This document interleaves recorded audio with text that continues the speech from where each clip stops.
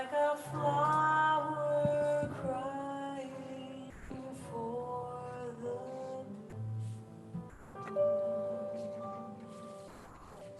that was my heart serenading you, my prelude to a kiss.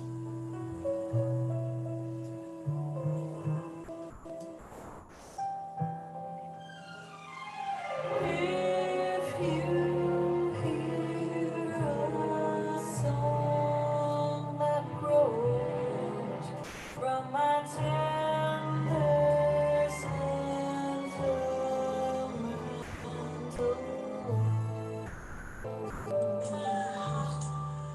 that was my heart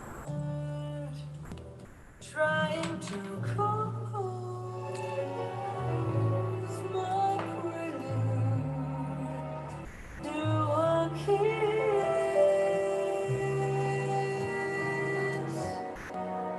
Though it's just a simple melody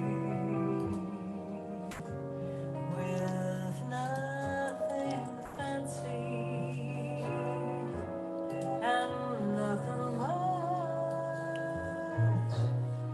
you could turn it to a symphony. The sugar Put my white thing on. with a Or a twist. gershwin touch, and how my love song gently cries for the tenderness within your eyes. My Aw, love is a prelude you're so cute. that never dies. My prelude to a kiss.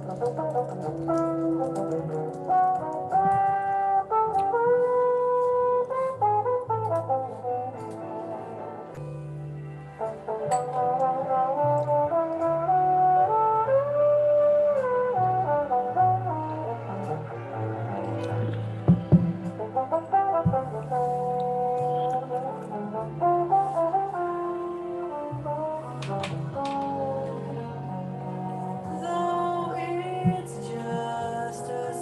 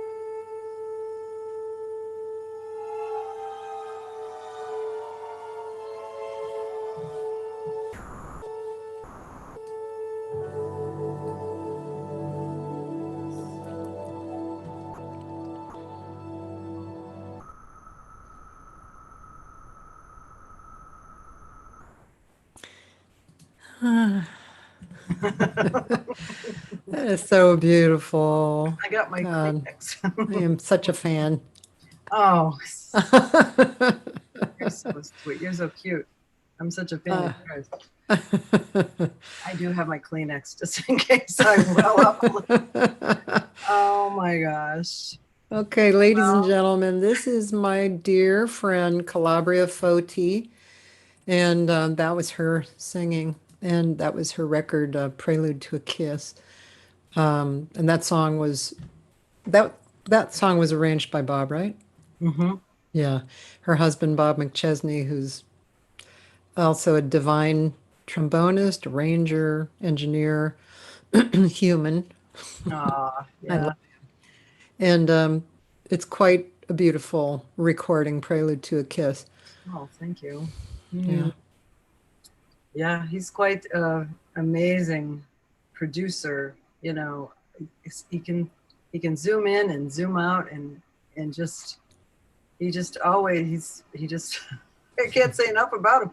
You know, when I met him, I was just a mere child in high school practicing my violin, and I heard this beautiful playing coming down from the hallway in the practice rooms in Fredonia, Uh-huh. where I grew up, Fredonia, New York, this tiny little town. And I said, I got to find out who that is because it's like, it was just beautiful. And I know music because I grew up with two wonderful musicians who, were both classically trained and, did jazz band stuff. And I played with them from the time I was 12 years old. So I knew good playing. And his playing was something I'd never really heard. And as it turned out, he was not a music major.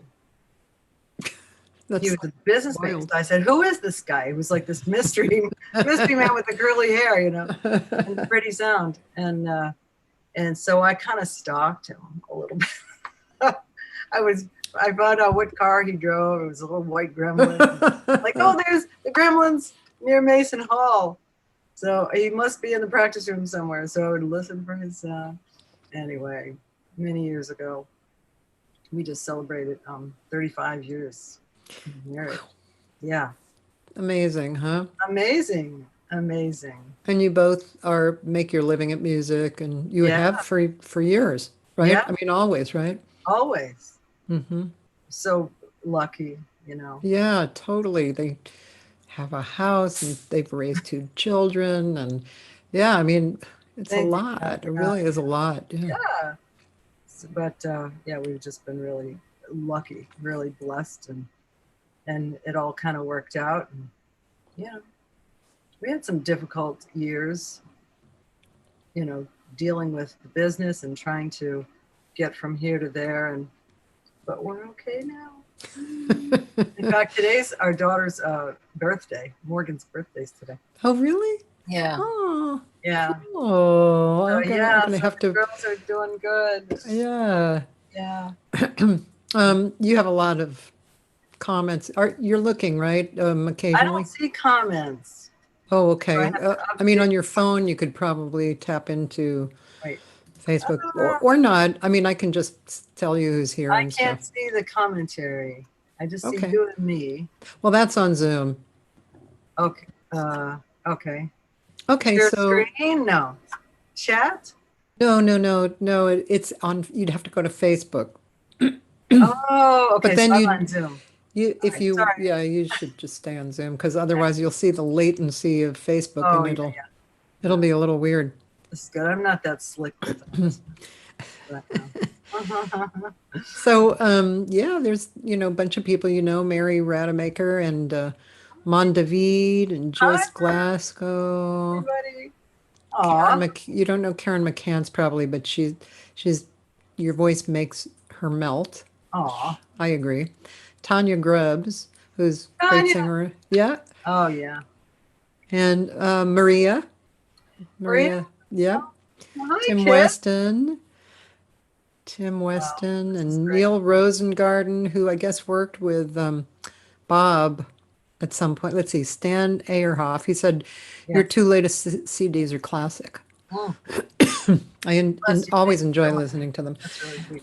I totally agree. I think they're classic. I'm just blown away by So them. many talented people. I mean, as I said yesterday, I commented on your tribute to Barry Zweig, who Oh, I had the pleasure of working so many duo gigs as a violinist. We just had the best time together when, these crazy little duo gigs all over. And I just feel so blessed to be part of this, our LA, our world community of musicians now because of Facebook and so forth. And Tanya's a great singer in Pittsburgh, and her husband, Jeff. And there's just so many great people. I just feel so, how did it happen that we, survived and we can make a living in music? I know. I agree with you. Yeah. Yeah. Hey, is it possible to turn up your volume a little bit? Um, Or, yeah, how do I do it? I'm telling just you. your Is it regular volume on your computer. really like I that? believe so. Is that better? Testing. No? Maybe. We'll see. If anybody has problems hearing, just let us know.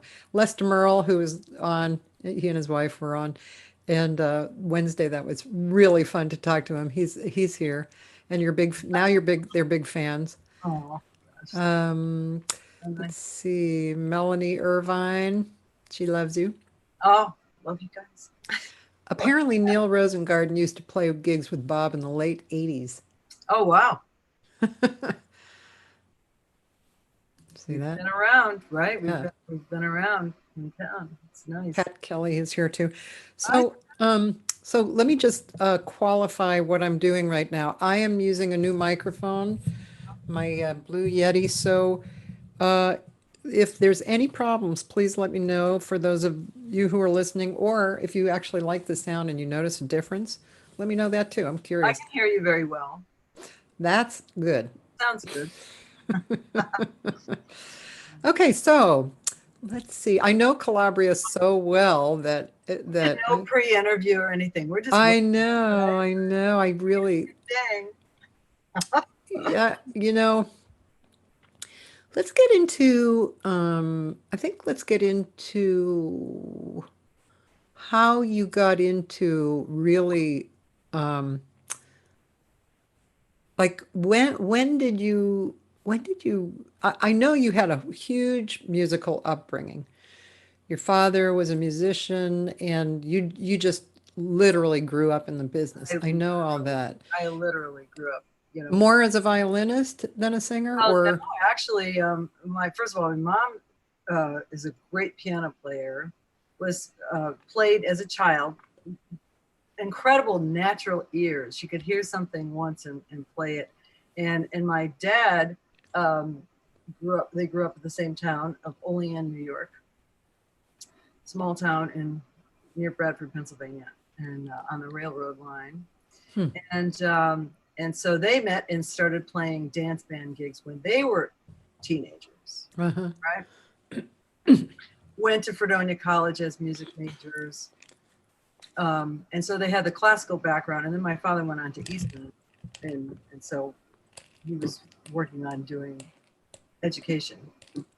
And he did that. He actually taught from every level, elementary band, junior high band, high school, and then ended up teaching theory and trombone and stuff at Fredonia College. Uh-huh. And then my mom was a natural piano player, studied, played the organ at church and all that kind of thing, and then became an education major.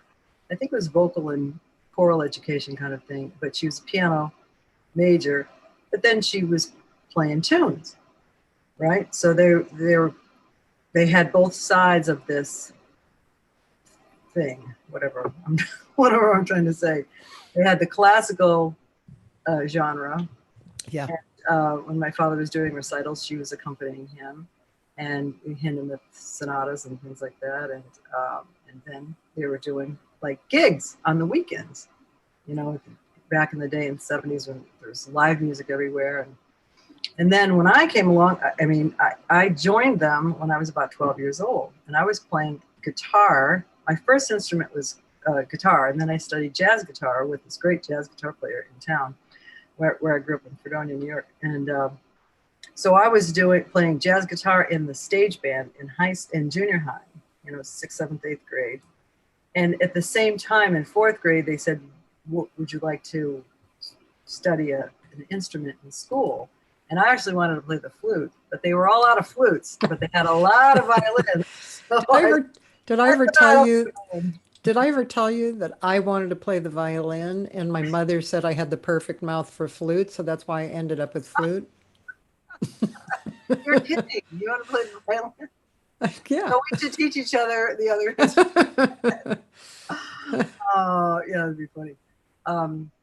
So I was studying violin, in the little school orchestras and stuff, doing that.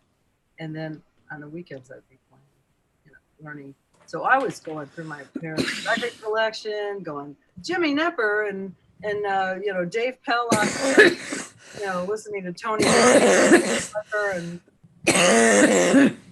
and going through all their records, Ella Fitzgerald, learning all these tunes. And I said, hey, there's Frank Sinatra, Wee Small Hours of Mine. Let's do this next Saturday. And my mother like, okay, what key? It was just that simple. Yeah. And I felt so like, wow, who has this opportunity to do this? And it was great. And so I would bring like pop tunes. I go, Ma, you got to learn this Love Will Keep Us Together, Tony Tennille. And so I would bring certain tunes to sort of update the repertoire band. And then when I was about 14, I decided I need to either really get good at playing the violin or quit, because it was one of those things. I went to the Allstate in Buffalo, and I was in ninth grade, and it was a weekend, one of those weekend go away and stay at somebody's house and do the rehearsal on Friday night and Saturday night and all that stuff. And so it's a very embarrassing story, but I'm going to tell it anyway. I was just sort of half-assing the violin. I mean, it was sort of like, well, this is not too difficult, and I can do this. And I was studying with somebody, but I wasn't taking it really seriously. And so I got chosen to do this Allstate, this regional thing in Buffalo. And I got there. So Friday afternoon, we're leaving, and the orchestra teacher hands me the music. This is what you're playing tomorrow night. I'm going, oh, it never occurred to me that this could be really difficult. So I was looking at this on the ride up to Buffalo. It's about an hour ride, and I'm going, oh my God, I can't play this. There's no way that I can, sound good on this.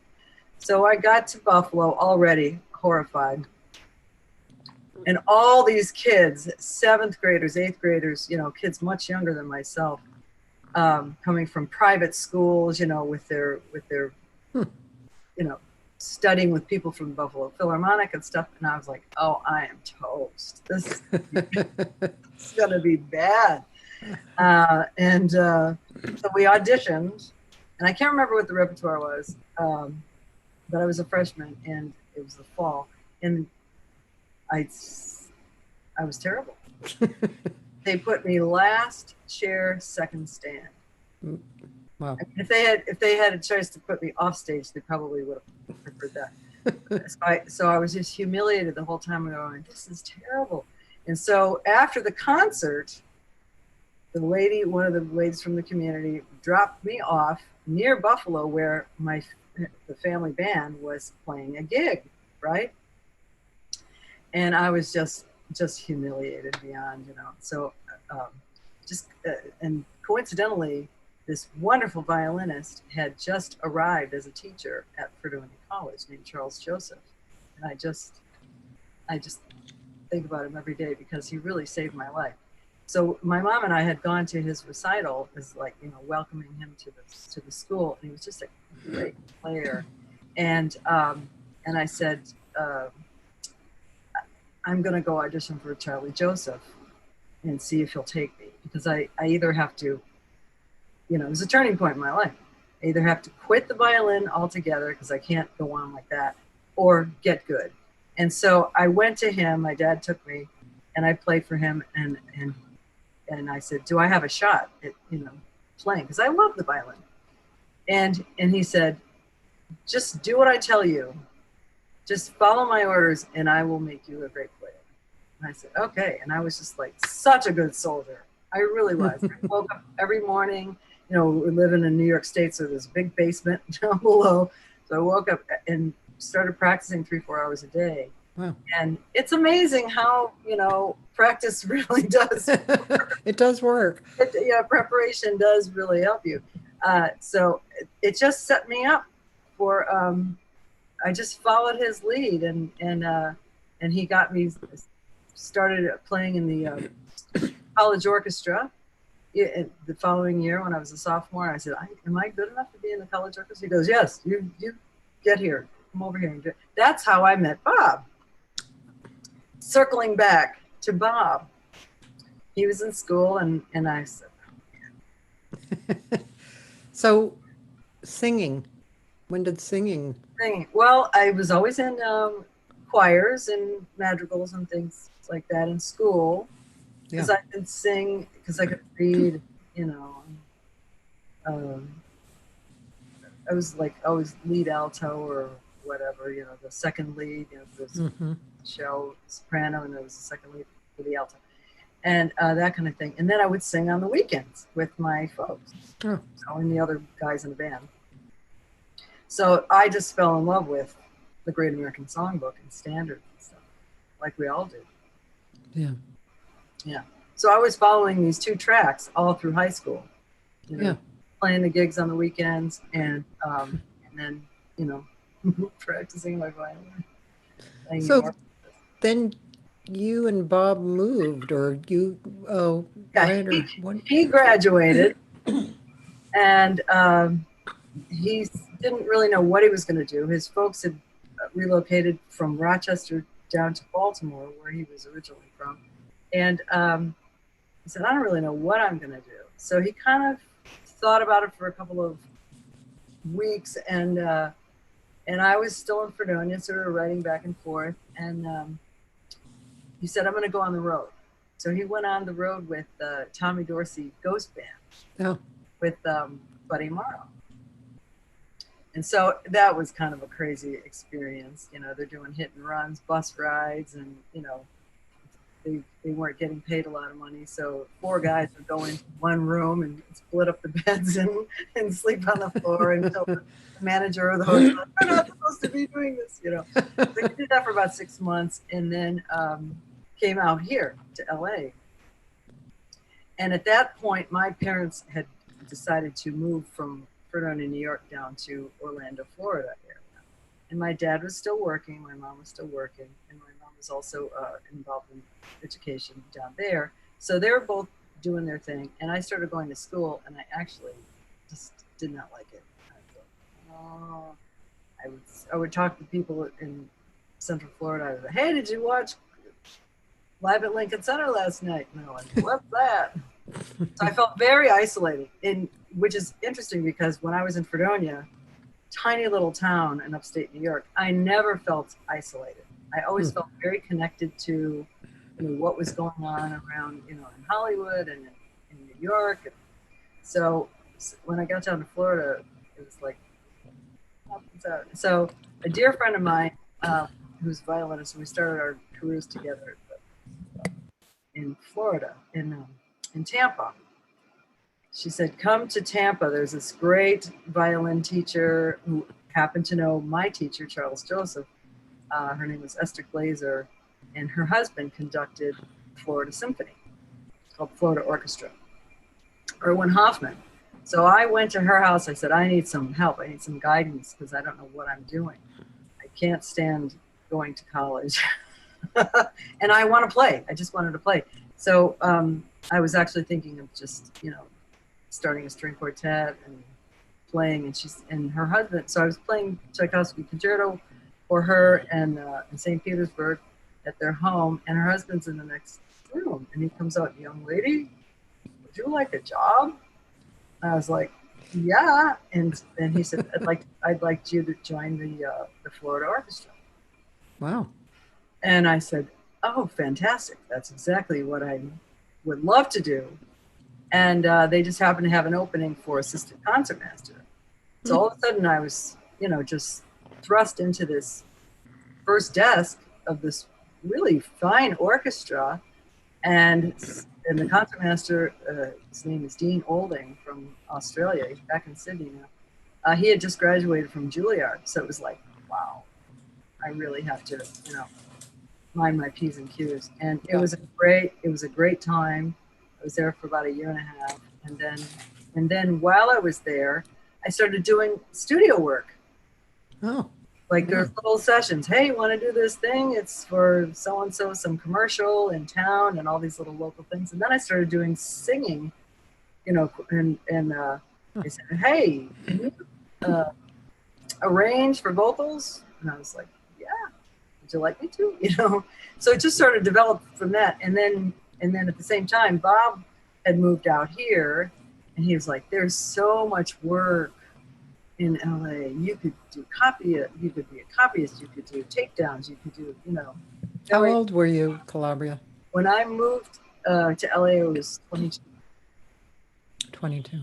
And I was really happy to kind of get out of. So you guys lived together or were? Well, we not initially. I had a room and I got to tell you this funny story. So I get to town, Bob picks me up, and I thought if I can't make a living as a violinist, I could play bass and sing, casuals and stuff on the weekends or whenever. And so I was just sort of figured I'm going to have to scrounge around and do something. So I brought my bass and guitar and my little amp and stuff. And Bob picked me up at LAX.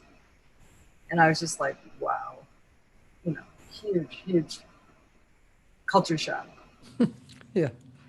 I stayed with him for a couple of days. He was in a house with a bunch of guys, a lot of musicians. And I said, I want to find a place that I can afford. And I had to get a car. So within a few days, I had gotten a car, a little junky Dodge Dart, and found a room in a house with some girls.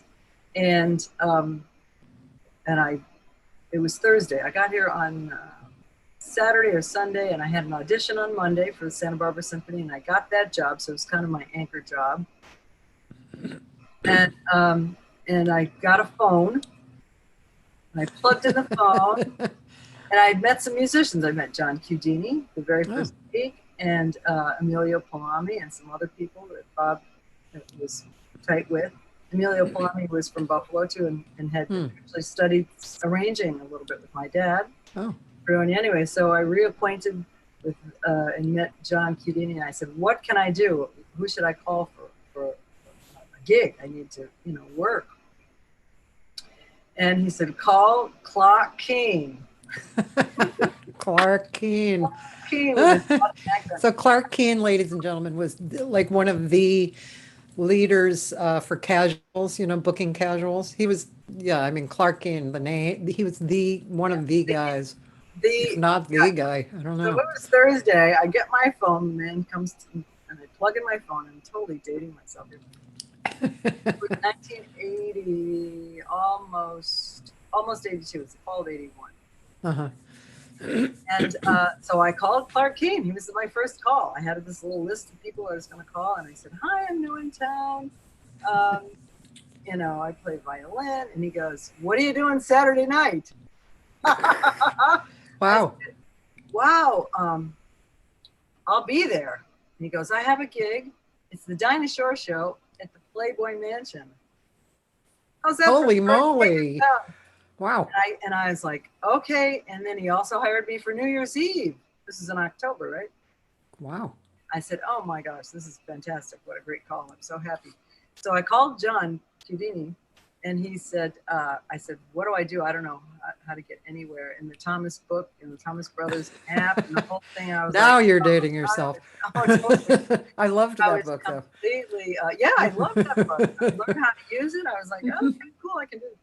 But so I called John. I said, "John, I don't know how to get anywhere." So he goes, "Just come to my house and I'll drive you to the gig." So we drove together, and the giant gates open on the plate, and we drive. And I was like, the Wizard of Oz, and like the Emerald City. Oh, it was so bizarre. And it was this star-studded event for Hugh Hefner. I think it was his birthday or something. So all these Jeez. people that I had seen on TV and movies and so forth growing up were there. And Wow. and John played with Terry Harrington on the lawn. And we went into this room, this big ballroom or whatever, this giant room to rehearsal for Dinah Shore. And I was like, Dinah Shore. I was a total geeky fan of hers, you know. It was just the most fabulous day. And I met all these musicians. I go, yeah, I just got to town, you know. I was just like this total nutto, going, I can't believe I'm here. You know? So, and that was my first gig. Holy moly. Holy I was at Hugh's mansion once. I was in like a pre-Playboy festival, and yeah, we took a picture. Barbara Morrison was in it. How cool. Gerald Wilson, Hugh was in it. I think Katya Moraes. Oh, I should have shown her that picture. I think she was in it. Yeah, that was fun. You know, it was just fun to be there for a minute. You know. Oh yeah, it was great. I could barely keep my eyes on the music. I was like looking at all these people. It was pretty fun actually. And then and that was that. I just started working little by little, doing casuals. And I told Clark, I said, hey, I can sing and play bass. He goes, no, I want you playing violin. So I got kind of booked into this strolling strings thing, which was very fun. Lots of fun. Lots of improv, and I learned all the Hungarian dances, and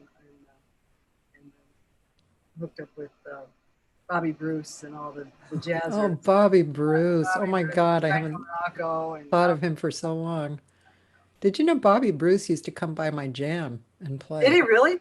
Oh, Yes, he was older and he actually I'm not sure if he died shortly after he, you know, but he used to come by often, so I knew him. But yeah, he was a really nice man, and he loved sitting in. He yeah, played good. yeah, Yeah, yeah. nice man. Yeah, so it's just been a fun time the whole time. Just been all these various and sundry gigs. Well, you skip ahead a little bit, and I mean, you have done and are still doing a lot of studio work, lots and lots of studio work, and oh yeah, so I'm sure our listeners will be excited, tickled to know some of the stuff that you've done, because I am. Oh, well, I never really got into that whole A-list, I think. I mean, I've been requested on gigs and stuff, but I never was in the whole, what are you The doing? whole Everybody's top their echelon or book. something. Yeah, and now I feel that it was actually a good thing because um, it allowed me to kind of pull back a little and see myself, to do other things that I really am happy that I was able to accomplish, doing some recordings and, that kind of thing. But More live performing and yeah, recordings of yeah, yourself. and get more into jazz singing, Yeah. and educating. And I'm really passionate about music education, jazz education, and empowering kids to, you know, to fulfill themselves through the arts and feel special because through music. So I was happy about that. But I did a fair amount of studio work. But your big claim to fame. Oh, my silly claim to fame. Well, it all started with the Family Guy series.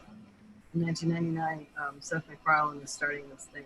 He got called to do this opening theme for the Family Guy. And then all of a sudden, Seth MacFarlane's got these shows, and he's got another show, and he's got another show, and then we were doing The Simpsons. So it was like we were doing Bob and I were doing all the cartoon shows, and through that I did a lot of fun things. Alf Clausen called me one day, and he goes, it was Sunday. It was a Sunday morning, about 11:30. And he goes, "What are you doing?" And I said, "I don't know, having a cup of coffee." And he said, "Well, get your fiddle." Alf Clausen's a writer on The Simpsons for many, many years. And I said, "What do I do?" And he goes, "Well, the producers want Lisa to, instead of playing Barry's saxophone, when in the opening sequence, when she toodles out of the band room, they want her to switch instruments. And next week, she's going to play jazz violin." I said, "You're kidding. You called me for this?" So I got to do that. So I created the jazz violin sound for Lisa. And every once in a while, they would bring her back and do something else on the jazz violin. So when you hear Lisa play violin, if you ever hear Lisa play violin, that's Calabria. See it, yeah. And then through Seth, one of the composers on the Family Guy series was Ron Jones, and he wanted to have this big band. So and Seth wanted to sing big band. So he's actually, yeah, right. he does all the voices and sings and made the Family Guy kind of cute. And so he, because I was part of the Family Guy team, the musical thing, I got some vocal choir stuff out of the, stuff. In addition to playing in the orchestra, I did some singing.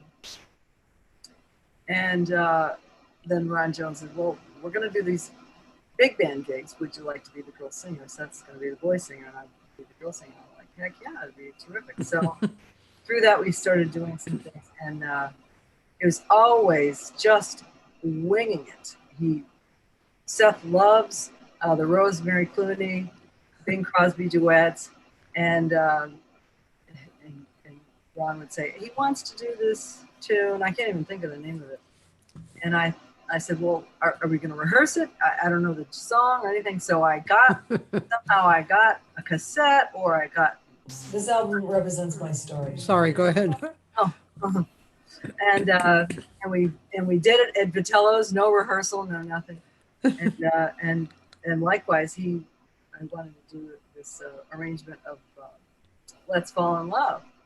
So I sent him the demo or whatever it was, and Chris Walden did terrific orchestration of "Let's Fall in Love" with the verse and so forth. So he learned that tune sight unseen. I learned the other tune. I really performed, kind of risky, but it was fun. And through that, we recorded "Let's Fall in Love." So that's the one. I'm hoping to put it on a record soon. But we had some fun. You guys have done so many different beautiful things. Excuse me, I just sucked down stuff in the wrong way. Somebody would like us to have a listen, and I think "The Man with the Horn" is one of my favorites. I'm so glad we recorded that. "Prelude to a Kiss" is all about home and family. That was the theme. I like to do you have things from the new record on as well? That is the new record. Oh, that is the new record. Yeah. "Prelude to a Kiss." What was the one before that? And all of a sudden the screen changed, and now I see you. "In the Still of the Night" with Eddie Daniels and. That was the album before Prelude. Yeah. Okay. That was the New York Chamber Band with the cellos. I'm going to play. All of a sudden the screen changed. I'm sharing the screen. Oh. I say I'm not crazy. Here is "The Man with the Horn" by Calabria, arranged by Bob McChesney.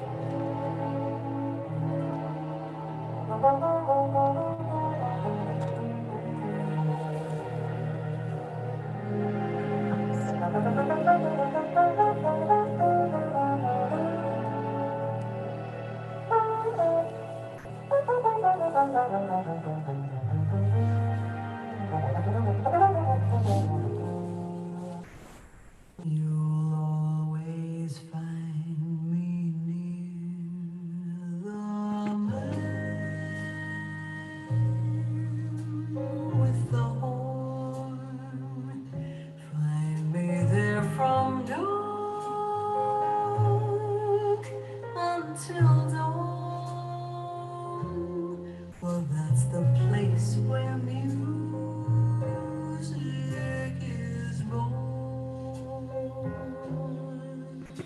divine. Just listen while he takes his solo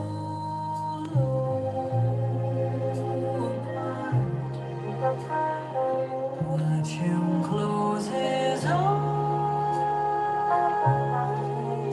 from the start. Hear the music pour from his heart. So fine,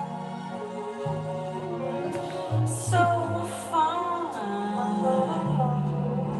and so sweetly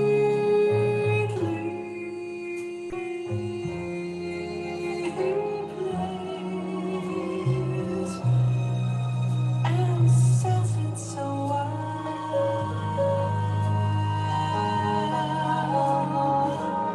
completely.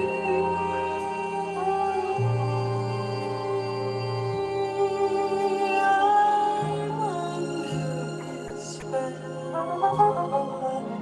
So if you're in the mood for music and love, just forget the stars up above. For my friend, you'll find you'll be drawn to the man with the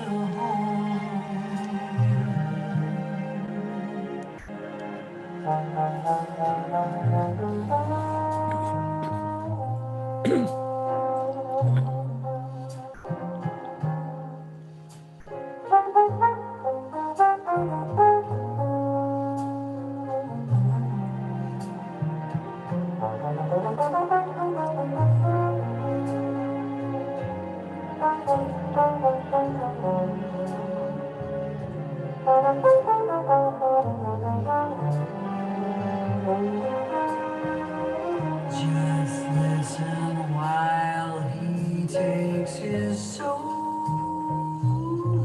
apart. Watch him close his eyes from the start. Hear the music pour from his heart. So fine, so fine, and so sweetly he plays and says it so well.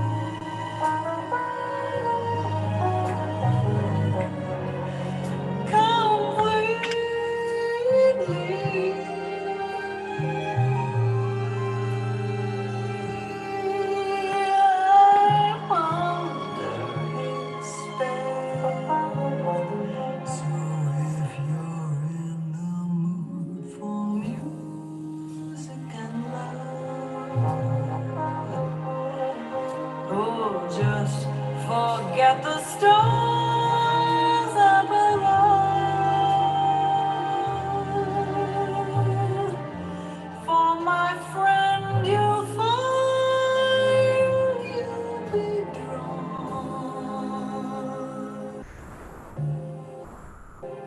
to the man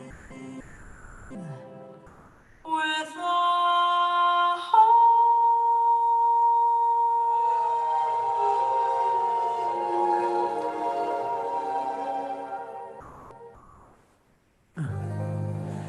Oh God.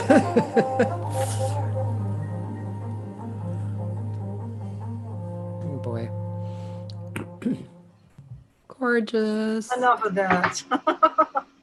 That is Actually, so I have. gorgeous. It was arranged. The strings and everything was arranged by George Calabria. So the Bob. arrangement itself was the overall arrangement was Bob. Yeah, the small band arrangement was, are. It's basically a stock. Calabria, you know. So the whole joining of everything is so satisfying. The arrangement and your voice. I mean, it's really obvious, that Bob was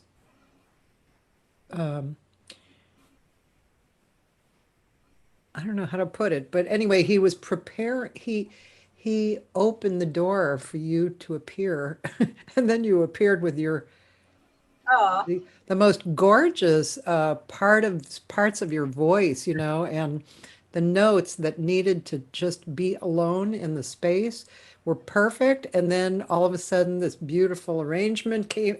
This, I mean, it's just to me, it's like but it's incredible. It's really incredible.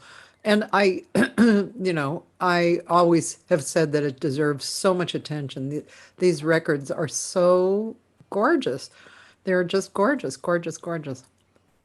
especially coming from you. That's such a Well, a lot of people are saying that too. Um, the so business has just changed so much, and it's kind of where do we go from here? yeah. um, I just yeah. don't know. I mean, it's the Chicago too. Mike Uh, Patterson is making comments like, "Love this chart, and the singer is pretty good too." Michael, Toby Simmons she says it's stunning. I'm getting this track today. And Karen McCann said, "How did you guys not have a million kids with a voice like that?" That's funny. They only had two.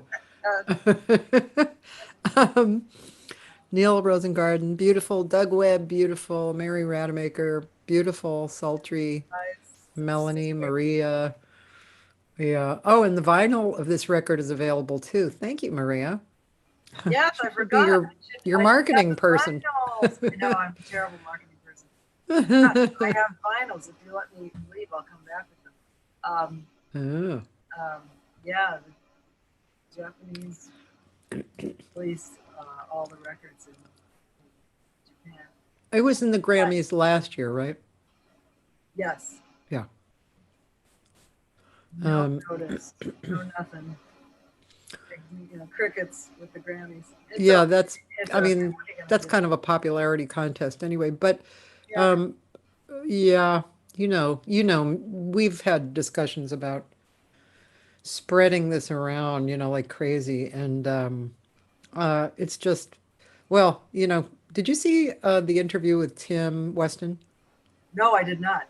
You guys ought to talk, I know we you got. know. Yeah, I mean, that beautiful record that he did at the Metropole, with the Metropole, that also got crickets. And that was kind of, the Japanese had it. And, it was really a shame because that was a fabulous record too. Oh my God. Different arrangers, Nancy King, Mark Murphy, Yes. Shelby and Dory. And I mean, Phoebe Snow was on it. Yeah. Amazing. It was a beautiful record. Brilliant. He's brilliant. And Shelby. Yeah. What was interesting to me over the years was that oh, I Toby Simmons would like a vinyl. Can she get it from your website? It's no. You have to actually order it from King International. Oh, It's not. It's not available in America. They so will. how did what? They will send it to you. How do they But do that? have her email me, and I'll Okay, and your email is info at calabriafoti.com. I'll spell it. it's okay. I typed it out. Okay. Um, so what's really interesting is, are you ready for this, ladies and gentlemen? So, and I think I'm correct. You never had real singing lessons, right? Well, just from you. Right. Well, that was kind of because there was a problem and you were having a problem with your Yeah. voice, and I helped you with Because it. I was teaching, I was, you know, conducting choirs and Yeah, it got to be a thing. Isn't that interesting, But you guys, helped me. listening? Sorry? But you helped me. I did help you. Yeah, that was a Yeah. real particular problem. Yeah, that I could help. I was glad to do that. But I just think it's amazing that a singer like you, I mean, I can understand because you were so musical for so many years and you had choirs and you were always singing and you had, the violin. So all that music and the quality got in there. But I can understand it, but it's still very unusual for somebody to sing so beautifully without lessons. Yeah, really beautiful. I have my moments. I'm always Calabria's cheerleader. I'm in the audience at Yeah, those weird gigs with a number of different people, and then Calabria comes out and it's like, yeah, that's what I'm talking about. you're sweet. You're just a cutie patootie. And tell us about oh, it's King International, right? Yes, Yeah. and it's Um, beautiful. It's beautiful. We just listened to. They just arrived, and we listened to uh, one of the tunes. It was the mastering is impeccable, just clear and beautiful. wow, All the sound is great, and the artwork is really beautiful. So yeah, they did a great job. that's fantastic. I don't know if I knew you were doing that. It just happened this year. I can't believe it. This year it seemed like a decade long already. Um, yeah, it just happened recently, and I'm still waiting because of the shutdown. We had to submit it's this tax thing to the IRS so that we wouldn't have to pay Japanese tariffs and so forth. So it's this whole thing. We had to buy this certificate of to prove our residency as a United States citizen. And I'm still waiting to receive it. And I called the IRS and they said, "Oh well, we've been shut down since March, so don't expect that anytime soon." So, uh, Wow. yeah. So we're just sort of biding our time to see what happens. But I understand that they're happy with they're happy in Japan with sales and so forth. I'm sure. I'm So sure. they like it. Calabria almost went to Japan Oh, I recently. want to Japan. She was booked at the Blue Note, right? No, no, Yeah, Cotton Club. and the Cotton Club. And we were talking about it, and then when was it? Was it February or something? Yeah, Were you supposed to go? this I year. mean, originally, were you supposed to go in February? Yeah, Wow. Yeah, it's just crazy, isn't it? it's just Can, great. can you imagine if we had both gotten there? Because I was set for We're March, going to, yeah. and then Isn't we would be quarantined together in Japan. stuck in a hotel room. That would be Oh that my would be gosh. so I fun and know. Well, dangerous. and um, but yeah, when I heard that Carnegie Hall was not going to do their fall season, I'm sorry, what did you say? when I heard that the announcement that Carnegie Hall was not going to open for its fall season, Oh yeah. I thought it's over. I mean, it's just so horrible. Yeah. You know, all these creative people are walking the streets going, "What are we going to do now?" Yeah. Yeah, Turning I the know. line, and it's just not the same. Mm-hmm. Right. Broadway's dark. Michael said King International in Cincinnati. Oh, Is that where they like Japan to Cincinnati and then she doesn't know, Mike. She's not sure. Um, Speaking of Michael Patterson, so that was a really interesting project too. And Michael was on, and we talked about this. yeah. Oh, did you? In Interestingly enough, this little this little story that stretched out, which projects are prone to do. They have a life, and then they die, and then they have a life again, and then they die, and that Lucky, I've yeah. had several things like that, and so anyway, so Michael Patterson, arranger, composer, living in New York, but he lived in LA, and he and I worked together a lot. One day, about was it, a year and a half or 2 years ago, probably at least, he called me up and he said, "I have this project, It's a Cole Porter project.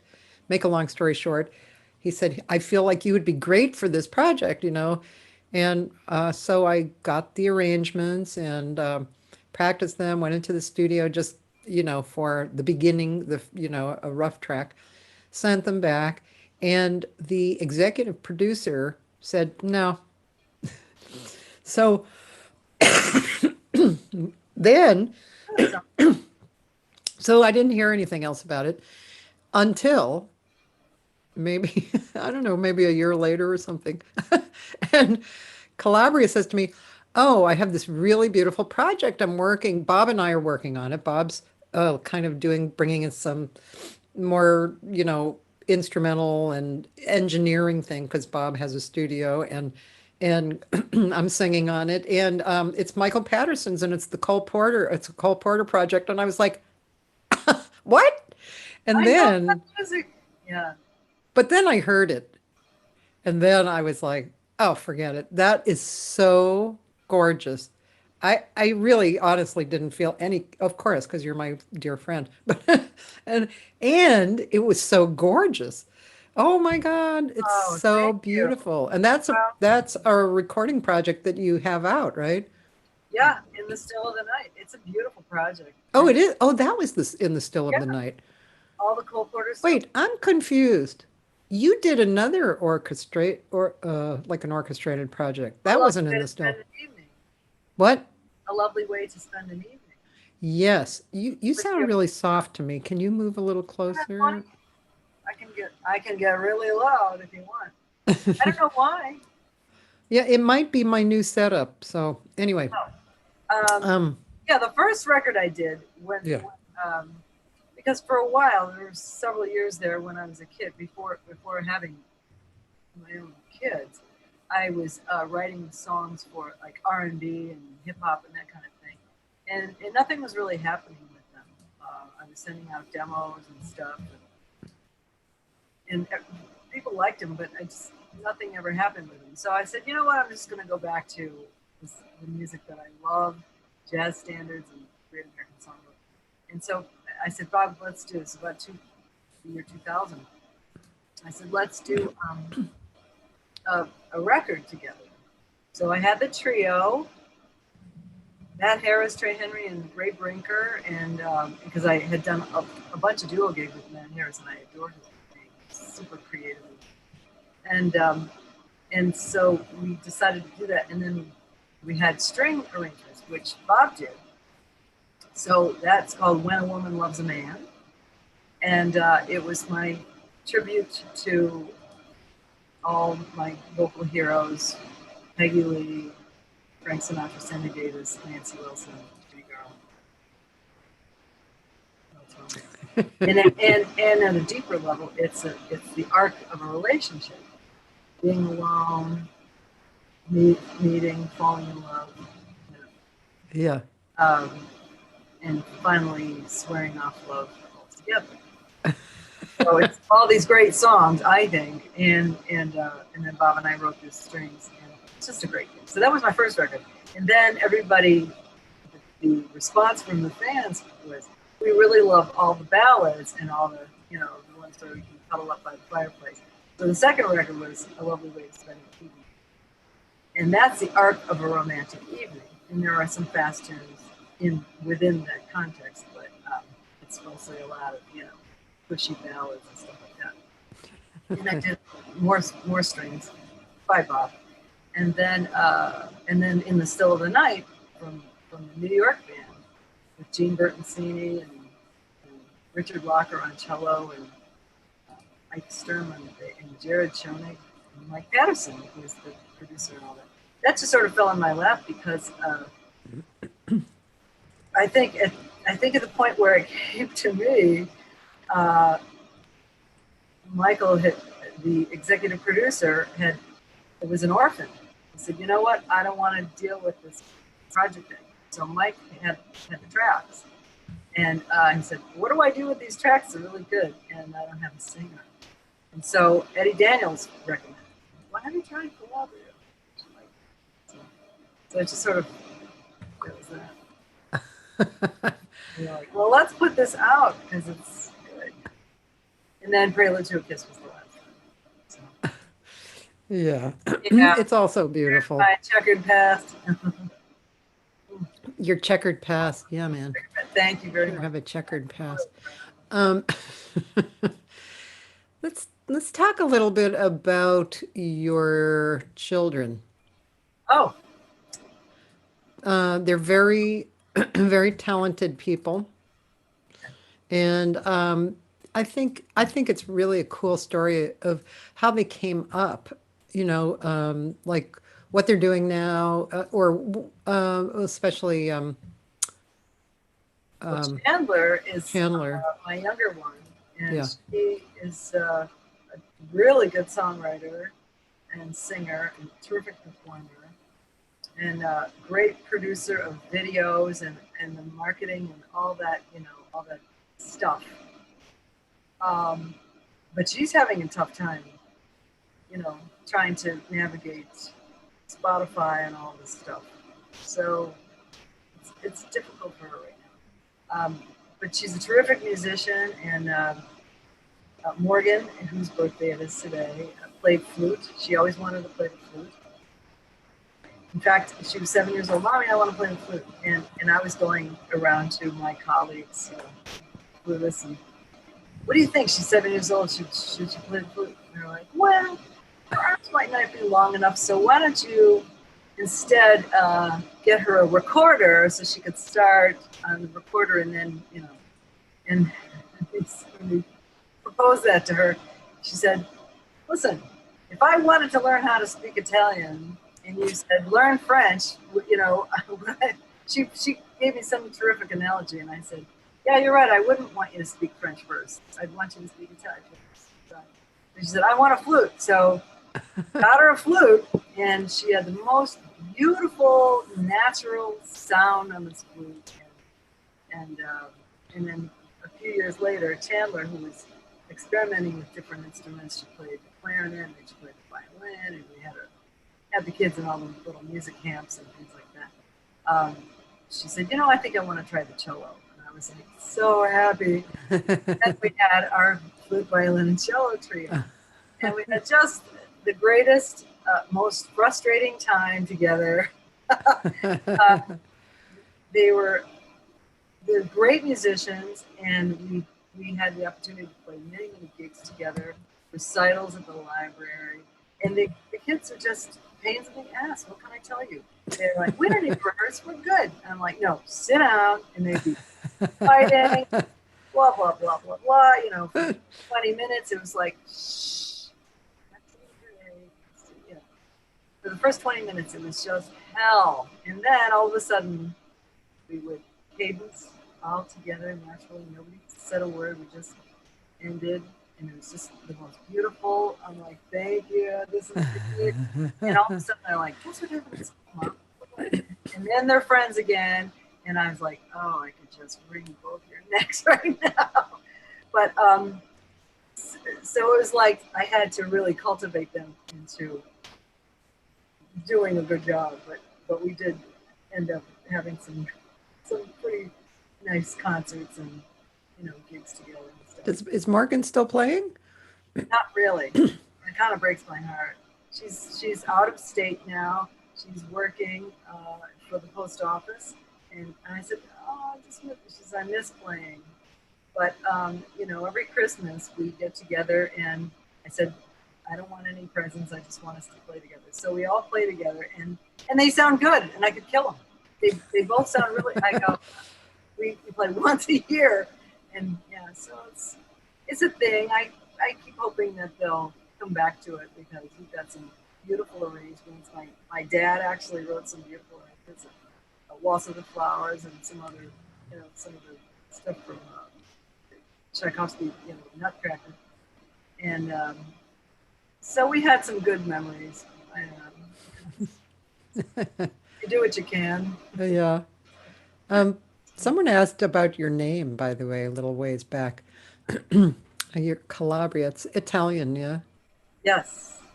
Yeah. Yes. I Um, Italian from my grandpa. I just spent the last several weeks with Bob chronicling. I did the voiceover. I'll tell you the story. My cousin, um, my grandfather had an incredible life, and Uh-huh. it's going to be up on YouTube, and I will. Oh, really? Yeah, it's called the Story of W.D. Foti, which was his anglicized name. But his original name was Domenico Foti, and so I went back to the original Foti to honor him. And so my cousin, he had 5 kids, one of whom was my dad, and they grew up without a mom because the mom died, my grandmother died in childbirth at age 30. So my grandfather raised these 5 kids, my uncles and aunts, and because they grew up in such difficult circumstances through the depression and so forth, they've always been very, very close. So my uncle Bill and my cousin Cathy put together a book called The Story of W.D. Foti. And because my aunt is now 91 and has difficulty seeing, she does audiobooks. So I did the audiobook for her so she could hear this, hear this book. And then we put some music on, Italian sort of style music underneath it. And then Bob said, well, why don't we just do a video, with all the old pictures and chronicling his life. And so we did that. That was sort of our little project for the last month. And it's actually really cool. So yeah, he was an amazing guy. Played clarinet in the World War II Army band at Fort Dix, and was a naturally self-taught, clarinetist, incredible. In fact, at the end of World War I, when he got out, they offered him a permanent post with the Marine Concert Band in Washington, and he said, "No, I'm going to go back." So he was a construction worker and he built all these buildings in upstate New York and through Pennsylvania, built the road, and sewers, and all this kind of thing. I don't know, how did I get on that? Your name. Oh, yes. Yeah. So I decided when I got married, I said I'm going to go back to Foti. So It's cool. Well, it's a great name. Calabria Foti. I remember I thought originally, I don't know why, but I thought you were Greek. I'm well, not it sure is a why. Greek name. It's a Greek derivation. Oh, Calabria? Calabria means life. When I worked for Claire Fisher, I would walk into the session and go, Calabria! You're the life of the party. So I don't know what Calabria means really, but he would say it means like. But yeah, and then Foti means light, so it's kind Oh, it's pretty nice. of pretty nice, yeah.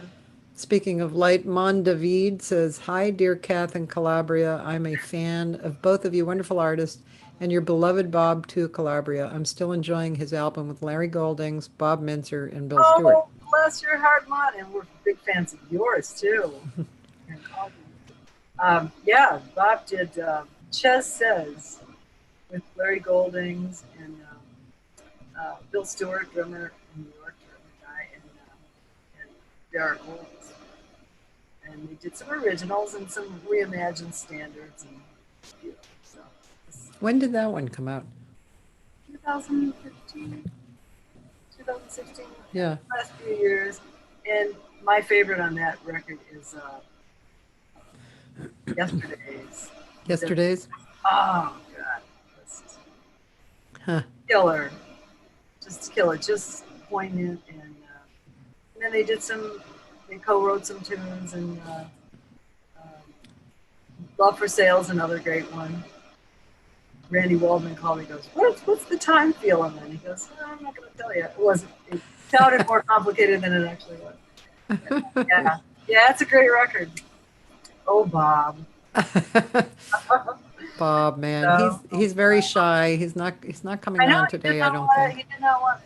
No. We were trying to convince him to pop his head in just to even say hi, but I don't know, maybe he will by the end, but he doesn't need makeup. I know, it's true. You know. But I do. Lord knows. And yeah, I haven't worn makeup in 3 months. Well, you look damn good, I'll say. Oh, thank you. Oh my god. Oh my gosh. Well, I discovered after like, I don't know how many weeks. It was too long to decide that, but about 3 weeks.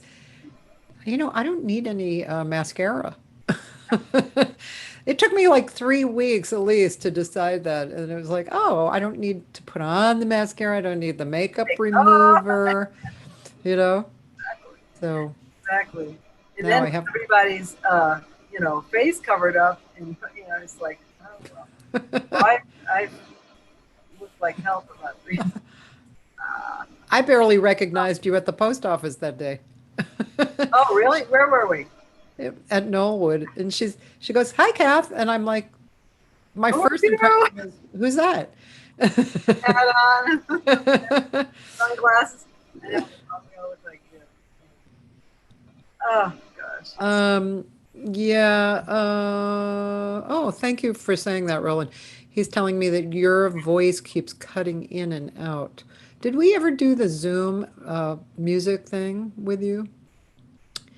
Okay, do me a favor. With your mouse, go to the bottom of your screen next to the microphone there. There's a little arrow down at the bottom of your screen on the left. Microphone, a little arrow up. Yeah, go into that. Okay. Hold on. Okay. Built-in microphone. Go to audio setting Okay. at the very bottom. Okay. Okay, go to advanced at the bottom right. Okay. Now, do you have disable audio? No, we have auto. Okay, disable auto. Okay. Auto processing. Disable. Yes, that's correct. So Disable all of them? disable. Both the top two are disable and the bottom is auto. Okay. Is Okay. that better? I don't know, we'll see. Is that better? It might be my new blue Yeti microphone. It's cute. Yeah, now I know the sound is better for the audience, my voice, but it seems like I have a few little issues. And but I think the sound of my voice is probably coming across a little warmer and clearer. Yeah, it sounds terrific. Yeah, So I hope that's better. I hope so too. It probably will. It's when I had Bevan Manson on and did that, his playing came across much better. Let's see. I'm going to share my screen with you, and you can tell me something else interesting to go listen to. I'm bringing it up on YouTube here. So let's see, Calabria Foti. Jackie Gleason? Okay, so there's Lush Live and there's live in concert. Oh, How's that's that just one? like a snippets. You should play Oh, Lush okay. Life. You should play Lush Life. That was the last thing that we did. And that's the Prelude to a Kiss EPK is basically it's like a promotional video about the record, talking to the arrangers, Serge Calandrelli and Roger Kellaway. Should we do that? It's up to you. Or Lush Life is. I can't remember. Is that the full song? Let's go to first the EPK. All right. I'm going to do that first.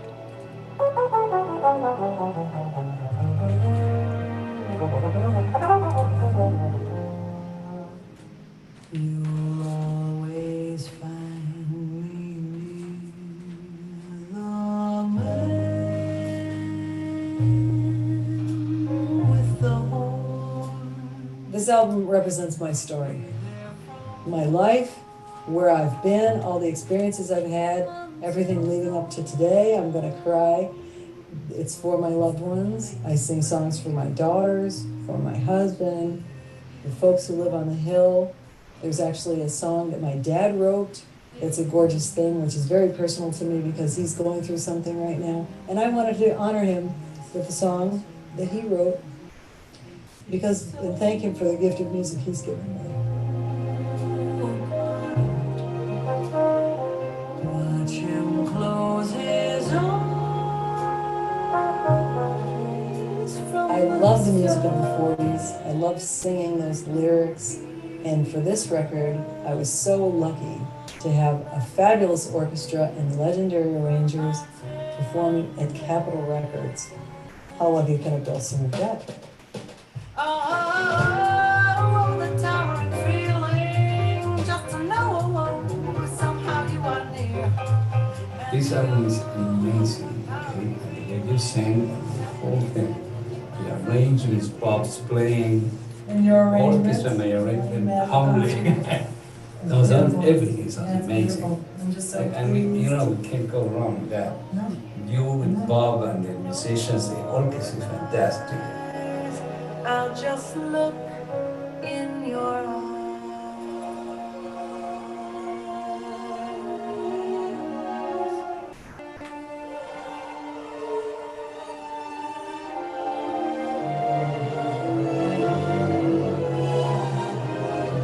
No, it's wonderful. It's very inspiring writing for you and listening to your voice. I love your voice, and Bob's talent is amazing. And your talent is a playing on I love that. It's the most personal and intimate record I've ever done, and yet it's the most expansive at the same time. Everything that's led up to where I am today, my family, coming to California to follow my dreams, and I wrote a song about the pain of leaving home called Goodbye. Last time before I say goodbye. And the album ends with a touching song called I'm Home, beginning with Aaron Copland's Letter from Home.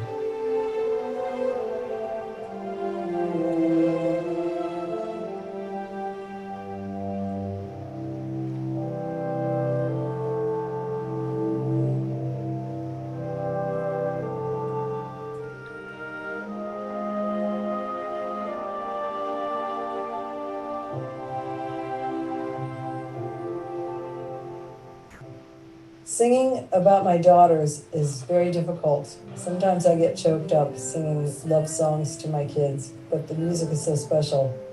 I don't care, I cry through them. I know I'm home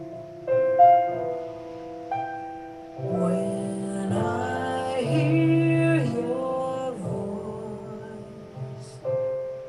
I rejoice. I'm home.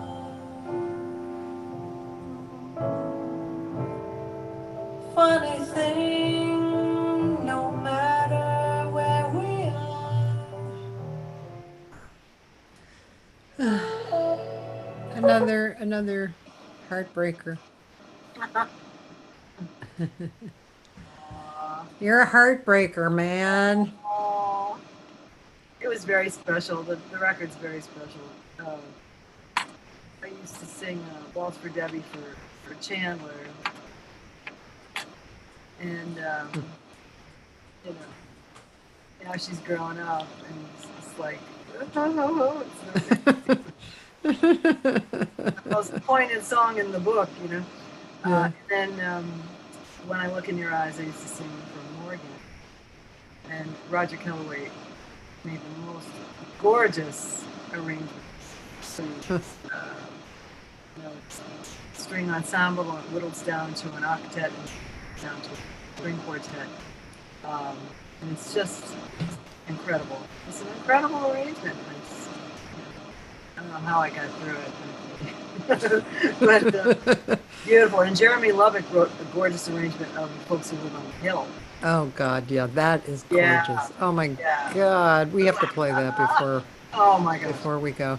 Yeah. Uh, It was just really, really special. And then the final song was Michael D's I'm Home. it's so beautiful.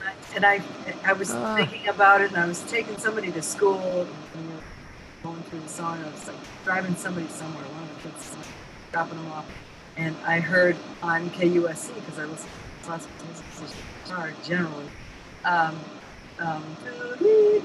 this letter from home, and I thought that's perfect. This is a perfect intro and outro for this pop tune, you know. So we you know, juiced it a little, put it on the front and the back of music. I love music. You know? I love music too. Let's see. I'm sorry. I'm going to try and do a little adjusting if I can, but I don't know if I can, ladies and gentlemen. But the somebody else hears this too, and I hear. Oh, something wrong with the audio? And still? Yeah, but it's not you. I think it's my settings or my Yeti, Aw. and it's I'm going to have to investigate this. This is my first time using the Yeti, so I'm going to Okay. have to find out what the story is. I won't do it on your time, but And then the other song that is really special to me is this song that my dad wrote. He wrote some beautiful songs for my mom, and he wrote this tune called "I Had to Fall in Love with You." Johnny Mandel and Bob wrote the strings for. So that was really special. I remember that one And too. yeah, and he was sick at the time when it came out. He passed actually 1 year ago, yesterday. And so, but it's really beautiful, Cookie. So Oh I'm God. really happy I was able to. Yeah. What else did I want? There was something I wanted to.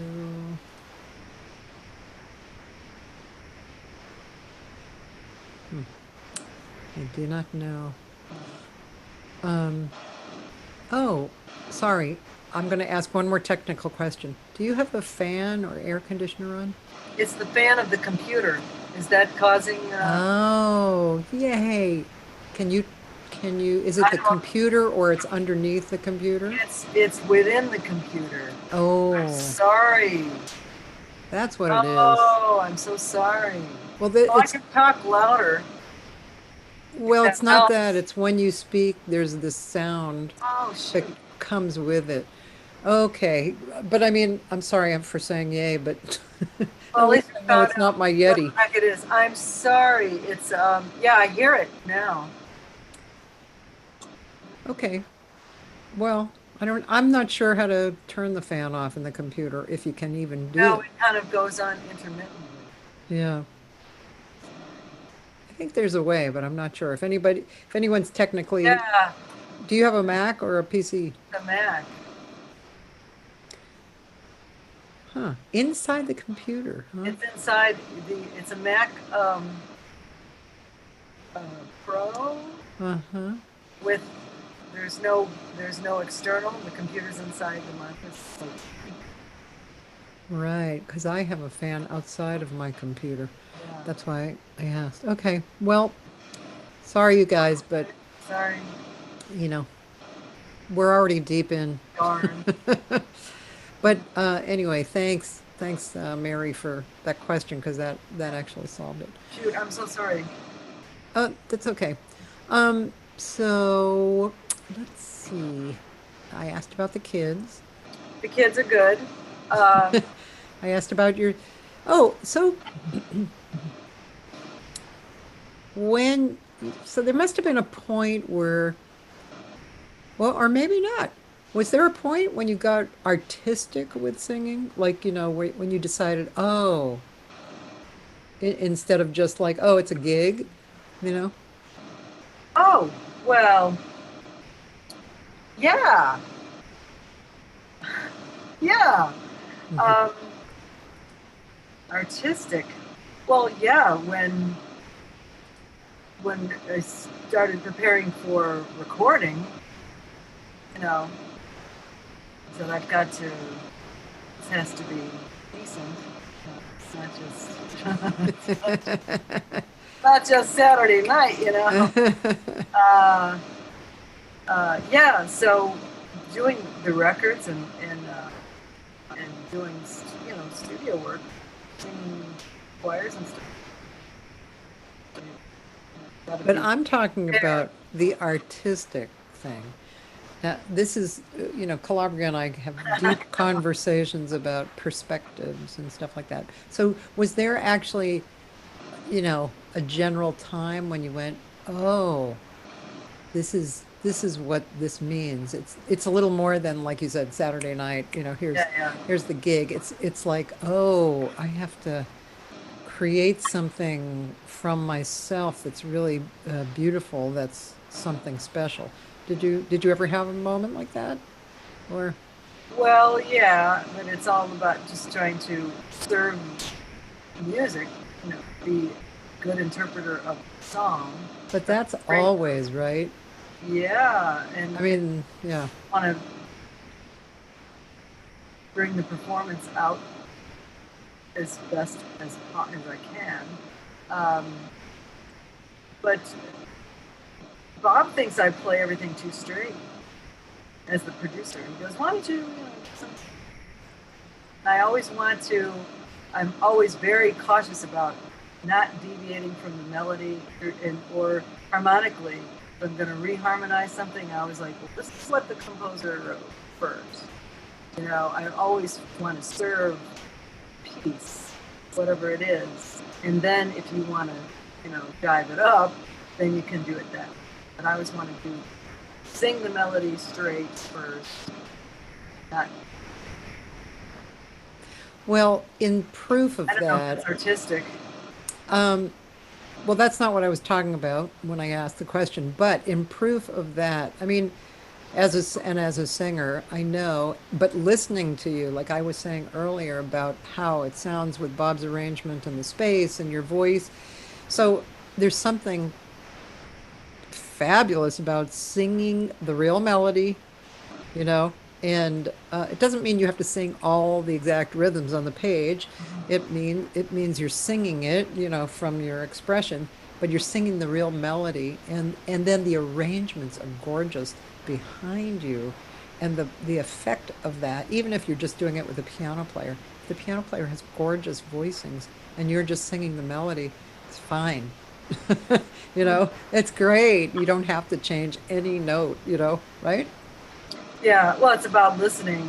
I'm listening to the other players, and they're listening to me, and we're trying to create something together. So I wait for them, they wait for me, that kind of thing. There's a question here from Stan. What do you look for in an arrangement? Oh, well, different textures, different colors of the instrument, use of the instrument. The last thing we did was Fleshlight, which was the Nelson Riddle arrangement, written for Frank Sinatra for his Only the Lonely album, but was never used for a bunch of different reasons. And then Bob and I had a relationship, collegial relationship with Frank Jr., and then it turned into a friendship. And at some point, Bob mentioned this arrangement of Fleshlight, which was never completed for Frank, his dad. And he said, well, maybe Calabria would like it.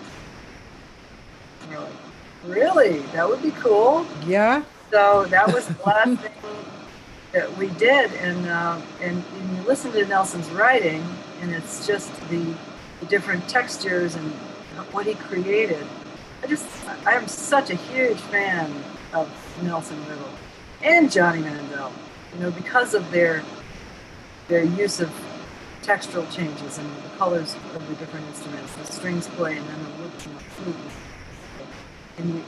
And that's what colors, I think it colors the performance of the soloist, because you have those different textures.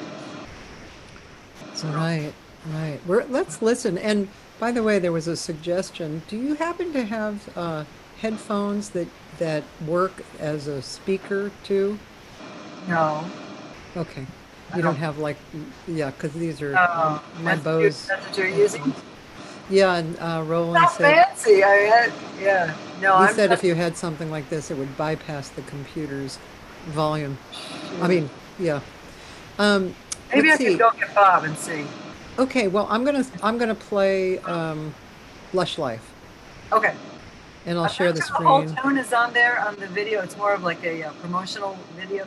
The song was released as a single and is available as a download. And then it's going to be put on an album soon. Okay, so on YouTube, I'm just gonna hear a bit of it, right? I That, think so. Where is it? let's see, where did it go? Oh, I have to go look for it here. And should I try to retrieve Bob to?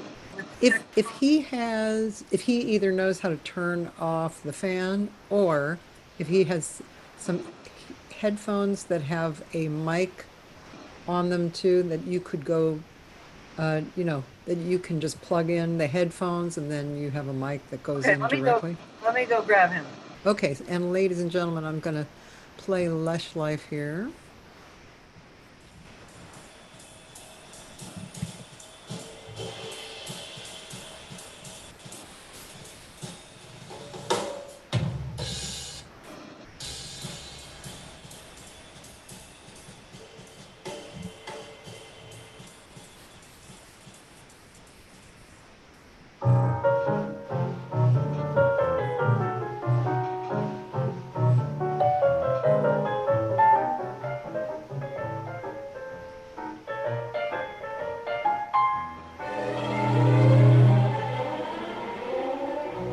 Wow.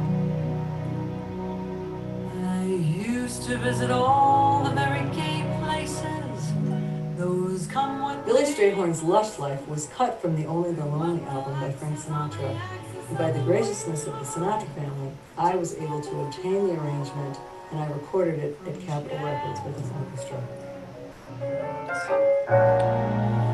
Then you came along with your siren song to tempt me to madness.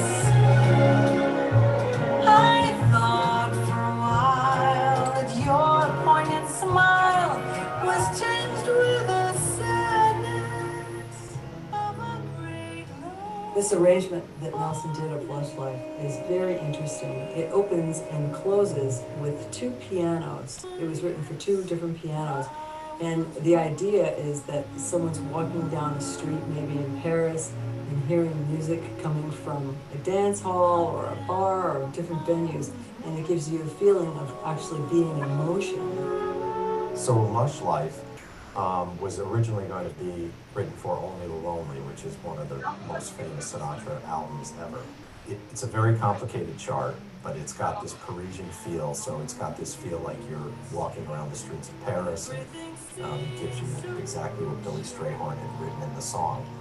It's a beautiful arrangement. I'm glad that Calabria is now recording it so people can hear it, because all you really heard is this low quality outtake that we've had that survived all these years. Be a week in Paris should ease the bite of it. All I care is to smile in spite of it. I want to thank the Sinatra family and the Sinatra Foundation for giving me the opportunity to record this song and to share it with you. Burning inside my brain. I'm glad that this has been recorded so now people can hear what Nelson wrote for Frank and is now handed to Calabria. We can all hear it, and because people just don't write like this today anymore, and they can't really afford to do records like that anymore because of the musicianship and the cost of it. So it's really nice that after all these years, it's finally going to see the light of day. And then I'll be while I rot with the rest of those who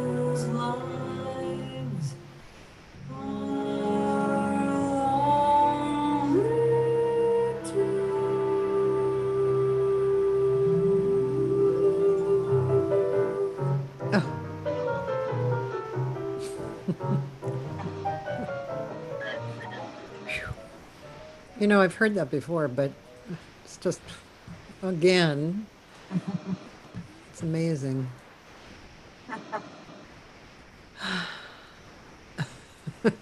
Great chart, man.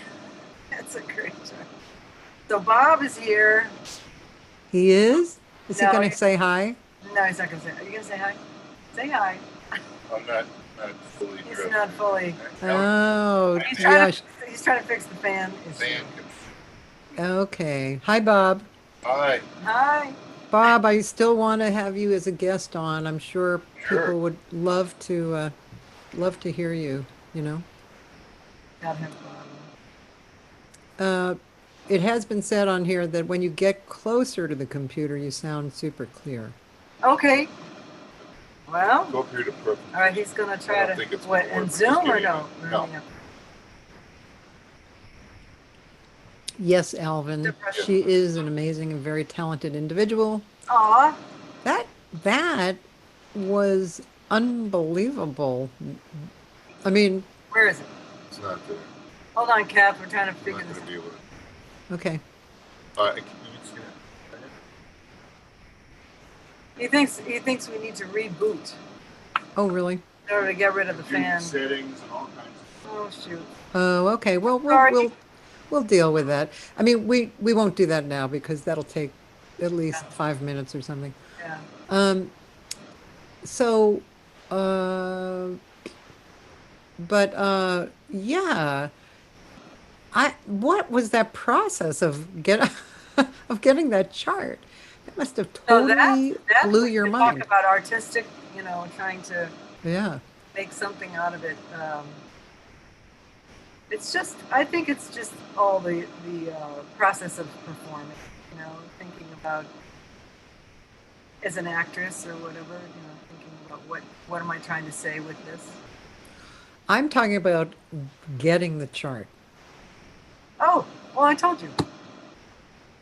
But there was, I mean, but there must have been, you didn't mention it like, oh yeah, I was really blown away. I got this chart and I have to do it. Oh no, I was really blown away. Frank Jr. was a great guy. I really miss him. He was a terrific performer, and we were lucky enough to be on, perform a lot of his shows and stuff. And we went to dinner a couple of times, saw each other at some events, I think. And just a sweet, sweet man. Very knowledgeable about music. He actually taught the Great American Songbook and orchestration and stuff at Rutgers. Oh, wow. Years ago. And very knowledgeable. He had taken orchestration lessons with Nelson Riddle for several years. Wow. Good conductor. He conducted his father's show. And I just feel like, even though he did have a great career in his own right as a performer, just never got the props. Yeah. That I know, I agree with you. I know he was kind of looked at like the second show, the second banana or something. Yeah. Yeah. Yeah, but he was really a terrific person. He just loved music. You must have, again, I'm sorry to keep directing you to this. I just would have been blown away to get that chart. So, Oh, I mean, do I not sound blown away? No, I am. Yeah, I think I wanted to hear about that. Well, no, we were blown away. He said, Calabria, why don't you take it? And if you can record it, that's great. And the first time you heard it, Yeah. you sang it. That's a toughie. Yeah. You sang it perfectly. And that last choice of notes, oh God. Yeah, I changed a couple notes at the end. Oh, it was gorgeous. Yeah. I went off the page a little bit. Oh man. Let's see. Yeah, this is so unlike our normal conversation. I know, we always talk for hours and hours. Yeah, we talk about spiritual perspectives and staying, staying motivated without anything to get motivated for. I mean, wake up, and there's always something to do. But it's we're like, it's luck. You've got this thing that you've developed, and wonderful. Your daily show. I think it's fantastic. Yeah. But it's tough when you think, well, when are we gonna play a gig again? Or when are we gonna be able to go sit in an audience, sit in a theater again? Because that's what makes us. That makes our heart beat. Yeah. And we're like show ponies. Like, I want to get out there. And without a downbeat, it's like, what are we doing? Yeah, it's kind of. That's. So just patience is not my strong. Sometimes Calabria and I will talk about, because we're good friends, we talk about certain situations that might be problematic to us in the moment in our lives. And it's great to have a friend who's so familiar with who you are and your way of life, to throw that up against. I mean, I feel really lucky to have you as my friend because Me too. We just because pick of up those the things. phone and say, "Hey, man, we gotta talk about something." Yeah. Yeah. Yeah. Yeah. Very much. It's really good. Yeah. And yeah, I'm just curious. I don't know why I thought of this now, but have you ever had any problem being a woman in the business?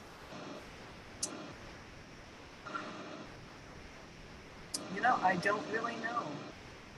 I love that. I don't really know. I love that. I'm sure. Well, I think we're lucky in our industry that, I mean, when you're in an orchestra or you're in a setting where you're playing with both genders or whatever, we're all paid the same. And I realize that is not always the case in other industries, that women are paid differently than men, even now. But no, I don't think so. I don't think I've ever had the problem. If they don't want a girl on the job, they hire a guy. And if they want a girl on the job, I've been lucky enough to have some of that. Yeah. All-female string quartet or an all-female. Never. I don't really think about it that much. Yeah, I know. I love that actually. I talked to Nan Schwartz too. I mean, and she also didn't really think about it. I mean, there might have been moments that it occurred, but yeah, she was like that too. It's like I don't think about it. I think about being an arranger and a composer, so. A composer, yeah. Yeah. I think it might be. She's fantastic. Just really super creative and talented and beautiful too. So I can't imagine her having a problem. But as a composer and arranger, getting those gigs, it's sales. It's like anything. You have to get the job. I remember doing a show for her many years ago. I can't remember. In the Heat of the Night or something. It was one of those TV shows I got called. And she was there, and she had the baton, and she had the long nails, and she was conducting, and I was like, she's too beautiful to have written. I was like, that's one of those things where I was looking at her instead of the music. But that whole thing is getting the gig. Yeah. And delivering. And delivering. And she's terrific. Yeah. Girl. Just a great musician. Aviva is on, and she said, there's such a special satin and velvet legato quality to your voice. Just sends me every time. Such soul and lushness. Is it totally inherent, or do you work on certain aspects of it? And if so, what and how? Oh, sure. trying to very work on my upper register and try to, you know, make that as full and nice and not pitchy and stuff. Yeah, gotta do all that. I think with what I know about the voice, I think playing the violin probably helps you because it's a similar. There's a resonant quality and it's a connection. You know, the bow on the string is like air rubbing the vocal cords, and then the resonant, you know, the wood of the violin and your body, and I think that probably is a good thing. Well, I started thinking about the registers as changing strings, right? You're not going to use the same amount of pressure on the G string as you are on the E string, and so Say that again, because I want people to hear that. Violin helped me when I came to you, and you said no, you can't muscle up these high notes. You have to be more delicate. So it is a balance of air to, you know, pressure. So I'm just going to reiterate what you said because that's super. Say it better than I did. Well, it's just super important. I mean, no, you said it fine. So as a violinist, she will change strings, but she won't add more pressure on the next string. She's trying to be seamless, and the string has its own qualities. It's thinner, it's tighter as you go higher. So it has its own qualities. So just by applying the same technique to the upper and the lower, it's going to be balanced. And that's exactly what we want to do in the voice. And I mean, we can put more emphasis in certain areas, you know, emotionally, really, the emotions lead, but that's exactly the same thing. As you're changing registers, you want to basically be applying the same technique, and just because the voice changes and the part of the chords that stretch and tense change naturally in the different registers. So I just think that's fabulous. I love it. I had to think about that, you know, trying to negotiate different registers. So yeah, you seem to have a lot of sweet spots in your voice, you know, but it's the emotion, and knowing you so well, I mean, I think in this conversation even you come across as an emotional person, but I know that to be totally true. I'm a big crybaby too. You are. Yeah, man, it's, you know, for a long time I was like, I can't be like this, but now I'm just sort of embracing it because I am emotional. I feel things really deeply, and I don't know if it helps me to be that way as a performer or not. It does. It does. It definitely does, because it's emotion leads. You know, I mean, we build up the technique and the muscles and all that stuff, and then the emotion leads. You know, in the communication, right? So, yeah. And yeah, your stuff is so beautiful. Oh yeah. Also, Tim said. Tim Weston, he said, I'll bet it enhances her sense of pitch center, you know, for the violin. Yeah. That's for sure. Whew. Staying in tune on a violin, man, that is some challenging shit. Yeah. But I got a really nice instrument now. Yeah, it's really sweet. It's a Japanese instrument, assembled from Italian wood, old Italian wood. Huh. Assembled in Japan by a gentleman named Hiroshi Kono. And then it's sent to a guy in Bethesda, Maryland, who varnishes it and sets it up with the bridge and the fingerboard and everything. And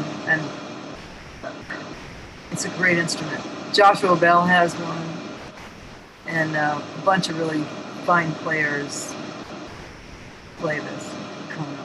And I hope he gets bigger. His name gets bigger as a maker, because it's just a great instrument to play. I just go whoop and like it's fun. Didn't you get it about 6 years ago or so? Yeah.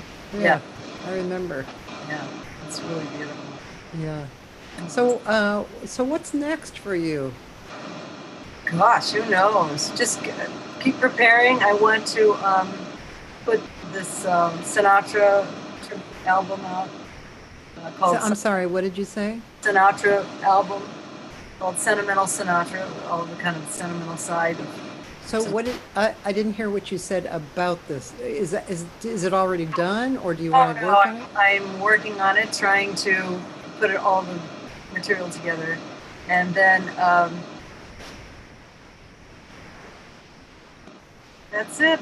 Just keep doing, trying to get better. And what's happened with your violin students? Are they online still? No, I don't have any students at the moment. My kids, I had two really good kids who I brought up from childhood. I did an after-school program many years ago through the Department of Cultural Affairs and funding from Target over here at Tulsa Elementary in Notting Hills, and studied with me, and they went from violin to viola to vocals, and my star little girl went to Cal Lutheran, and she just graduated as a double major, viola and voice, and she's fantastic. Yeah, she just graduated college, so I'm like, oh, you know. So I don't have anybody coming up, so I figured I'm here if anybody wants to do that, but I haven't really marketed myself as teaching. I remember for a while you were working on formulating some courses. Remember for a private school for near us. So you had done courses. I don't know if that was the only course that you did that you just described, or there were more. No, this is private. Oh, okay. Private teaching, and then I actually did some general music, but for 2015, 16, at a parochial school, and that was interesting. But that's when my voice got really trashed, and it was my own fault. Sort of not respecting it and not kind of taking it for granted. So, and that job just, we didn't have the revenue for the next year. And I said, okay, so I'm always like, well, what's next? You know, I'm just sort of, whatever's on my plate, I'll do. And then, so now it's an open field with artistically, I think. You guys are really good at business too.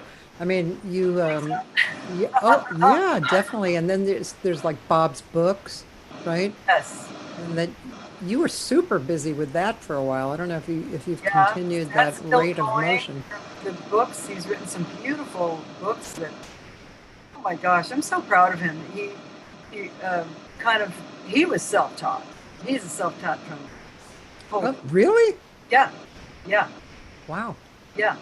Oh my God. And, aside from 4 months of study out here, when he got out to LA, he studied with Roy May, who is now passed, but he totally straightened him out as far as like technical. This is how you're supposed to do it. But go ahead and do this other thing that you got to do, which is it's known as doodle time. And so Bob, because he is such an amazing producer, and he was able to break down bit by bit what he was doing and actually codify it and be able to teach it to other people. It's this huge 180-page thing with a CD, with accompanying tracks and so forth, and he explains how to do it. And he first published it in 1992. Morgan was born, and it's 28 years later and still selling. And in addition to that, he's written some other books on improv and technical studies, and then there's a book that someone did transcribing all his solos, jazz transcriptions, and so I'm super proud of him. He reminds me of Ted Green in that way, like really there's some kind of brilliant perspective that he has, because not only can he do it, he can also write it down, and teach it to people. I mean, God, that is huge, absolutely huge. And we get, and he doesn't think much of it, and we get these emails, love letters from around the world. Oh, Maestro, you've helped my playing so much. Thank you for sharing what you know. And it just makes me so happy. It just warms my heart, because we're all one community, one world community of musicians and artists trying to, we're all brothers. Whatever. Yeah. Right? So, yeah. Well, it's been 2 hours. It has? Oh my God. So I always say I can't, I don't usually talk with people 2 hours. With Calabria, I actually do, but it's rare that I talk 2 hours with other people, But anyway, it's been great. Thank you so much. You're welcome. Thank you. We got to get together. We keep threatening that we actually, so I was living in North Hollywood. I met Gary. We moved in together. We got married, and then we started looking for a house, and Gary worked at NBC in Burbank. So, but I started looking in Burbank, but it was horrible. Just weird houses. Why did you put that room there? And just small yards, and and high prices. So, I started looking. Did you say because we bought our house in 2000? Well, I did ask you how you liked Granada Hills, and you said it's great. The shopping is great. The people are great, and so easy access to all directions. So anyway, I don't know. I don't think I told you as we saw the house and we were looking for it. I think I told you after we bought it, and I said, I don't know. I said we're on McLennan, and you said what? We're on McLennan. So we actually live on the same street. Yeah. It's not exactly walking distance unless you're like a good walker. But it's not that far. Anyway, we keep threatening to have like a dinner drink or something out on the lawn, so we're gonna have to do that. So I'm gonna play one more song on the way out. So let's look again, and then you tell. And is there anything you would like to say to people? Just thank you so much. It's so great to be on it. I apologize for the sound quality. In order to fix that fan issue, we'd have to shut down and reboot. So I'm going to have to test it out too and call somebody else and see if it is actually. Thanks for joining this, and I love you all. I hope to see you in person soon. Thank you, Cathy. I love you. You're welcome. And ladies and gentlemen, I just want to say that tomorrow is a drummer from Chicago who has a really interesting past, Jack Mouse. He's married to Janice Borla, who's a great singer.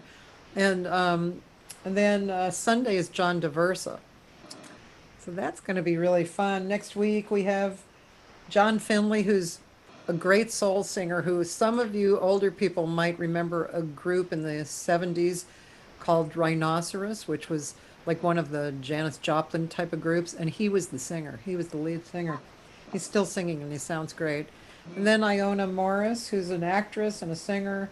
Judy Rafat, who's from Germany. Great singer with a long-term relationship with Dizzy Gillespie. Randy Cranshaw, who's a great studio singer. Bobby Shue. Nice. Yeah, we're gonna have Bobby Shue on, trumpet player known forever all over the world, and Vinnie Golia. Yeah, who's the avant-garde king of the avant-garde business person. So yeah, it's gonna be fun. I don't know if I'm. I don't know if I'm. You got a thing. This is great. Yeah, and I'm just going to say this beautiful comment from Karen McCants. Your deep emotion and sensitivity definitely comes across in your singing. That's why we feel what you feel in your music. Karen, thank you. Yeah. And now I'm going to share my screen and I'm going to ask Calabria to tell me maybe another nice thing that she might want us to play. Do you see all this, Calab? Let It Snow. Oh no, you don't want to do that. The very thought of you. I was just looking for something live. Do you have? Yeah, well, very thought of you is live.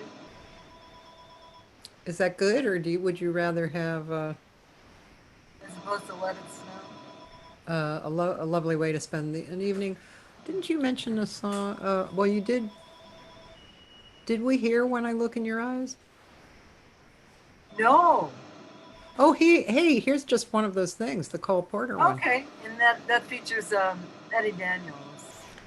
So this one features Eddie Daniels, and this is that Cole Porter project that we were talking about before. It's by Michael Patterson. Michael Patterson arrangements. Really cool.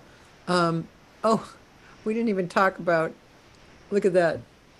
And then she wrote with Peter Marshall, yeah, Carol Welsman. We didn't even talk about that. That's a whole other conversation. Oh, I'll have to do that on part 2. Someday. Okay, so I am. It's one of those things. It's cute. Yeah, whoops. Oh gosh. La, la, la, la, la, la, la, la. Oh no. Advertisements. Okay. Ads. Good Lord. All right, here we go. Okay, ladies and gentlemen, have a great day. We're going to end with this. You're welcome. I love you. Love you too. I'll talk to you soon. Okay, Calabria Foti, just one of those things. Calab, you can sign off if you want.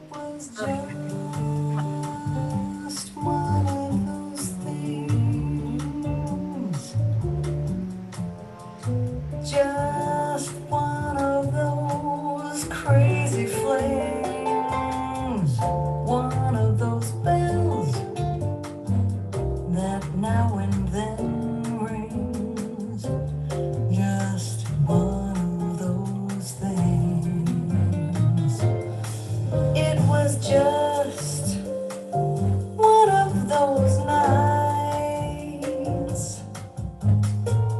Just one of those fabulous flights. A trip to the moon on gossamer wings.